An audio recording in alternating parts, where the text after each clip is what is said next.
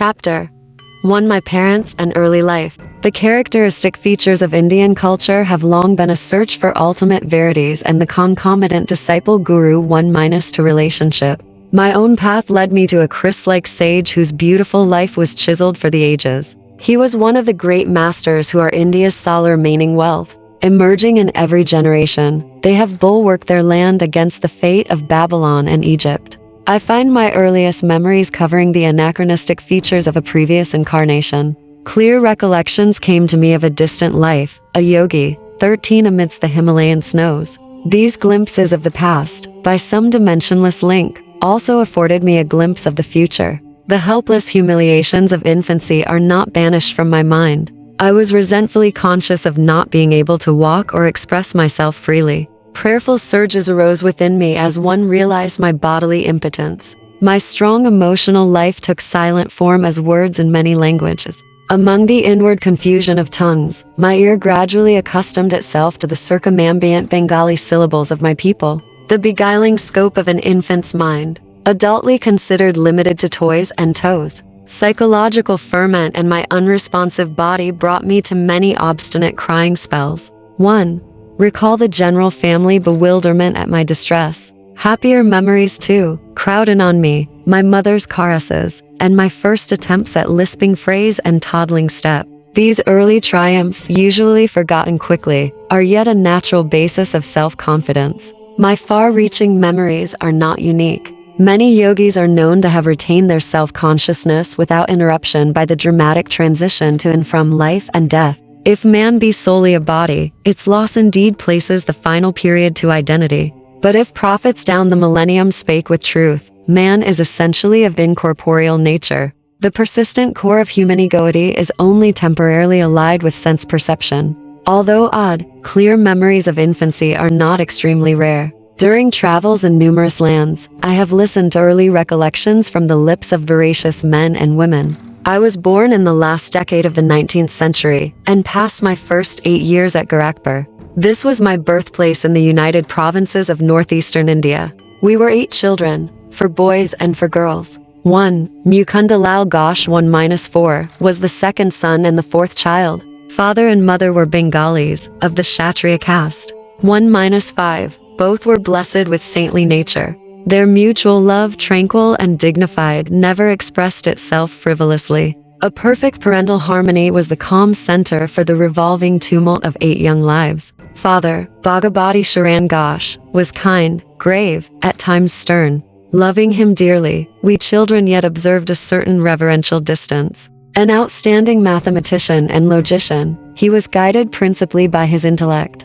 But mother was a queen of hearts, and taught us only through love. After her death, father displayed more of his inner tenderness. I noticed then that his gaze often metamorphosed into my mother's. In mother's presence we tasted our earliest bittersweet acquaintance with the scriptures. Tales from the Mahabharata and Ramayana 1-6 were resourcefully summoned to meet the exigencies of discipline. Instruction and chastisement went hand in hand. A daily gesture of respect to father was given by mother's dressing us carefully in the afternoons to welcome him home from the office. His position was similar to that of a vice president in the Bengal Nagpur Railway, one of India's large companies. His work involved traveling, and our family lived in several cities during my childhood. Mother held an open hand toward the needy. Father was also kindly disposed, but his respect for law and order extended to the budget. 1 fortnight mother spent in feeding the poor, more than father's monthly income. All I ask, please, is to keep your charities within a reasonable limit.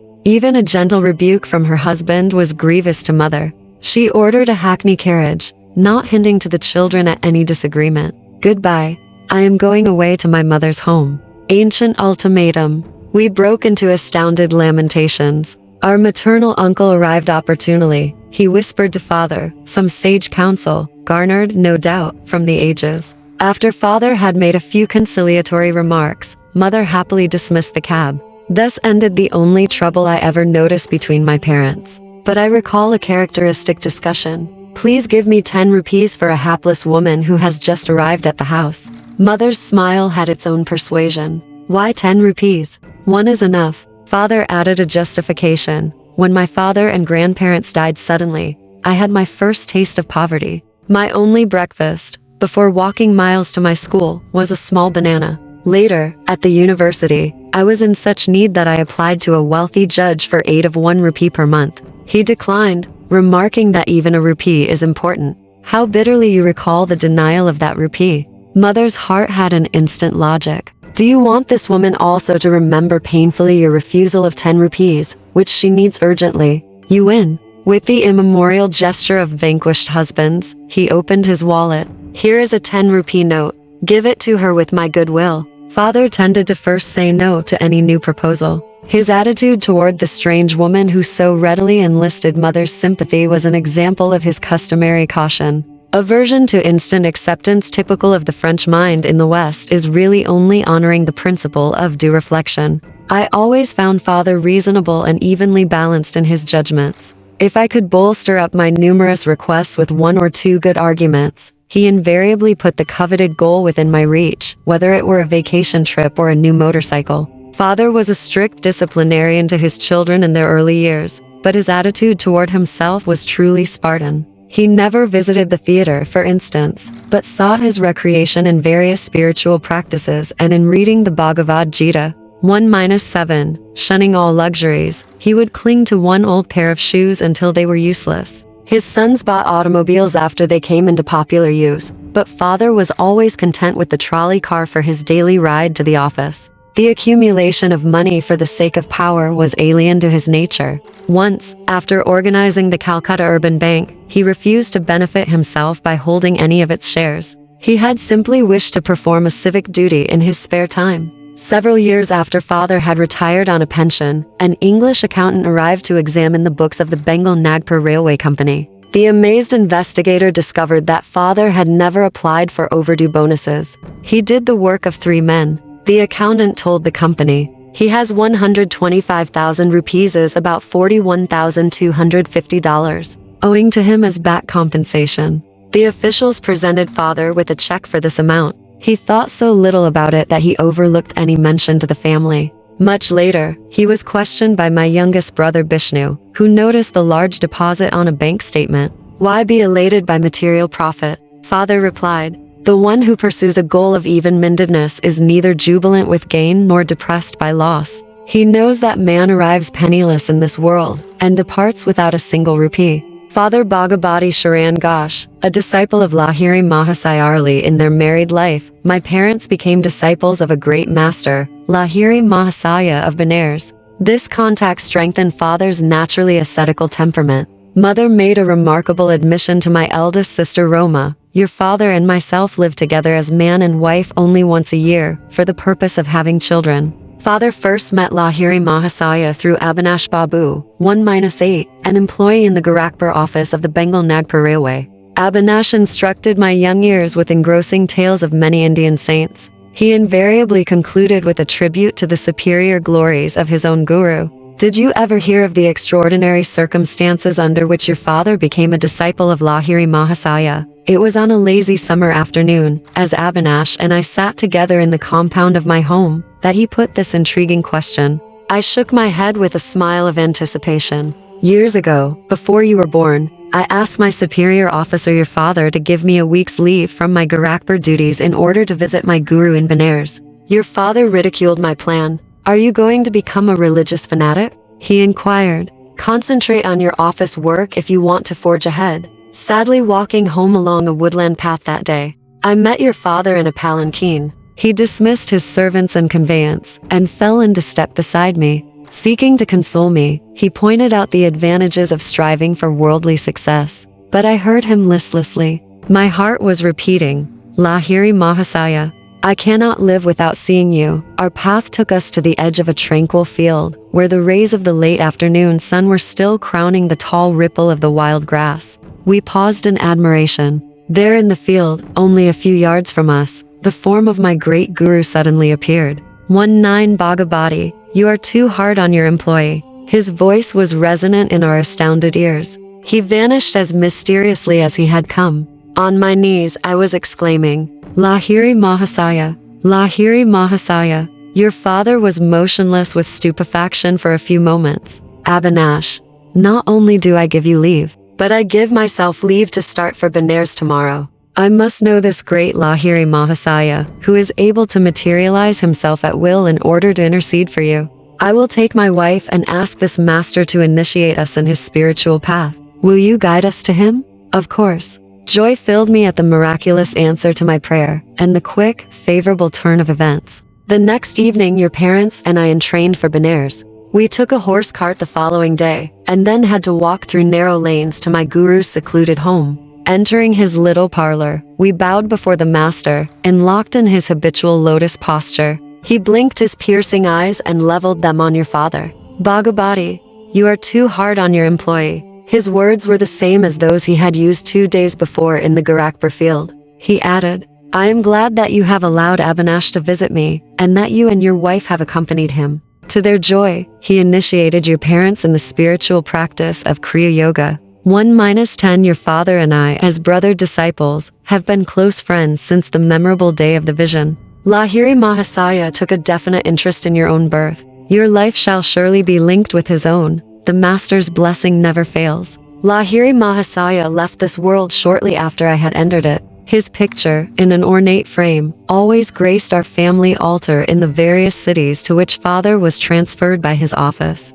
Many a morning and evening found mother and me meditating before an improvised shrine, offering flowers dipped in fragrant sandalwood paste. With frankincense and myrrh, as well as our united devotions, we honored the divinity which had found full expression in Lahiri Mahasaya. His picture had a surpassing influence over my life. As I grew, the thought of the master grew with me. In meditation, I would often see his photographic image emerge from its small frame and, taking a living form, sit before me. When I attempted to touch the feet of his luminous body, it would change and again become the picture. As childhood slipped into boyhood, I found Lahiri Mahasaya transformed in my mind from a little image, cribbed in a frame, to a living, enlightening presence. I frequently prayed to him in moments of trial or confusion, finding within me his solacing direction. At first, one grieved because he was no longer physically living. As I began to discover his secret omnipresence, I lamented no more.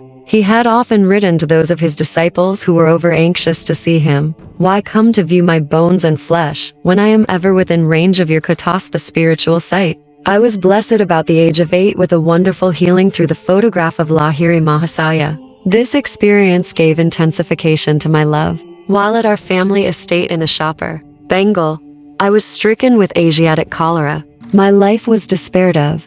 The doctors could do nothing. At my bedside, mother frantically motioned me to look at Lahiri Mahasaya's picture on the wall above my head. Bow to him mentally. She knew I was too feeble even to lift my hands in salutation. If you really show your devotion and inwardly kneel before him, your life will be spared. I gazed at his photograph and saw there a blinding light, enveloping my body and the entire room. My nausea and other uncontrollable symptoms disappeared. I was well. At once I felt strong enough to bend over and touch mother's feet in appreciation of her immeasurable faith in her guru.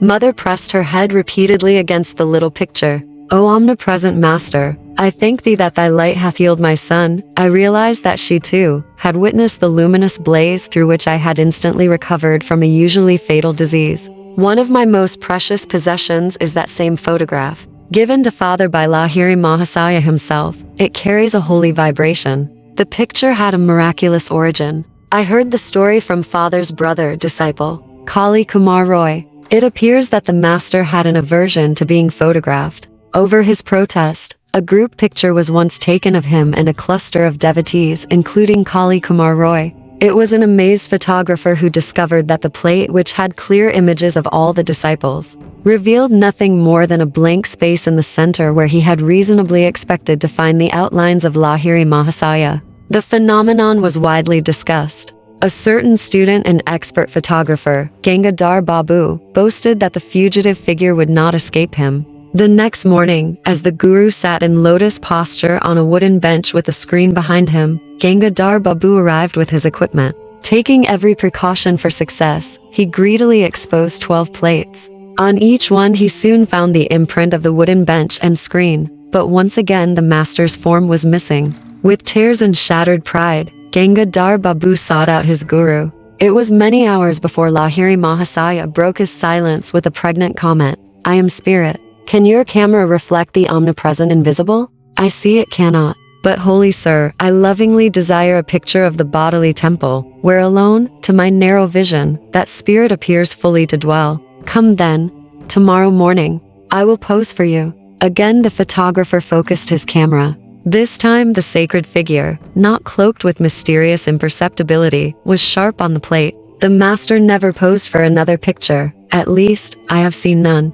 The photograph is reproduced in this book. Lahiri Mahasaya's fair features of a universal caste hardly suggest to what race he belonged. His intense joy of God communion is slightly revealed in a somewhat enigmatic smile. His eyes, half open to denote a nominal direction on the outer world, are half closed also. Completely oblivious to the poor lures of the earth, he was fully awake at all times to the spiritual problems of seekers who approached for his bounty. Shortly after my healing through the potency of the Guru's picture, I had an influential spiritual vision. Sitting on my bed one morning, I fell into a deep reverie. What is behind the darkness of closed eyes? This probing thought came powerfully into my mind. An immense flash of light at once manifested to my inward gaze. Divine shapes of saints, sitting in meditation posture in mountain caves, formed like miniature cinema pictures on the large screen of radiance within my forehead. Who are you? I spoke aloud. We are the Himalayan yogis. The celestial response is difficult to describe. My heart was thrilled. I longed to go to the Himalayas and become like you. The vision vanished, but the silvery beams expanded in ever-widening circles to infinity. What is this wondrous glow? I am a Swara 1-11. I am light. The voice was as murmuring clouds. I want to be one with thee. Out of the slow dwindling of my divine ecstasy, I salvaged a permanent legacy of inspiration to seek God. He is eternal, ever new joy. This memory persisted long after the day of rapture. Another early recollection is outstanding, and literally so, for I bear the scar to this day. My elder sister Uma and I were seated in the early morning under a neem tree in our Gorakhpur compound. She was helping me with a Bengali primer, what time I could spare my gaze from the nearby parrots eating ripe margosa fruit.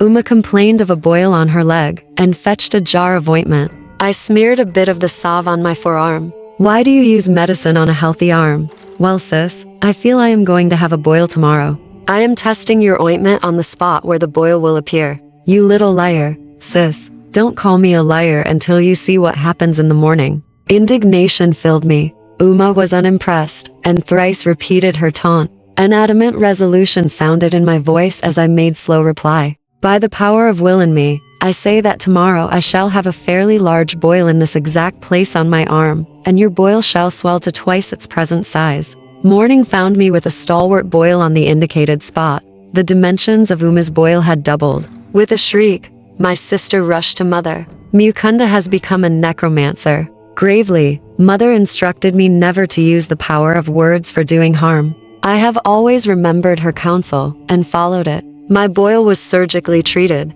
A noticeable scar left by the doctor's incision is present today. On my right forearm is a constant reminder of the power in man's sheer word. Those simple and apparently harmless phrases to Uma, spoken with deep concentration, had possessed sufficient hidden force to explode like bombs and produce definite, though injurious, effects.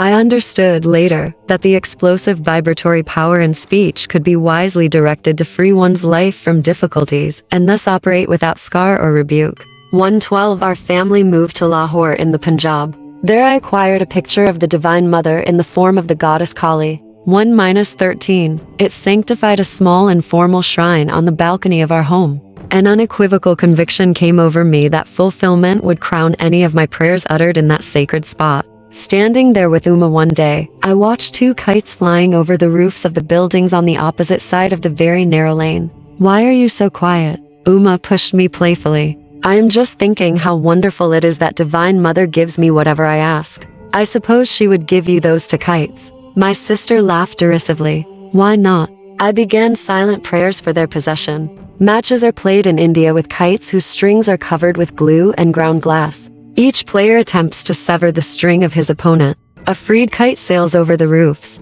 There is great fun in catching it. Nasmagazuma and I were on the balcony. It seemed impossible that any loose kite could come into our hands. Its string would naturally dangle over the roofs. The players across the lane began their match. One string was cut. Immediately, the kite floated in my direction. It was stationary for a moment, through sudden abatement of breeze, which sufficed to firmly entangle the string with a cactus plant on top of the opposite house. A perfect loop was formed for my seizure. I handed the prize to Uma. It was just an extraordinary accident, and not an answer to your prayer. If the other kite comes to you, then I shall believe. Sister's dark eyes conveyed more amazement than her words. I continued my prayers with a crescendo intensity. A forcible tug by the other player resulted in the abrupt loss of his kite. It headed toward me, dancing in the wind. My helpful assistant, the cactus plant, again secured the kite string in the necessary loop by which I could grasp it. I presented my second trophy to Uma.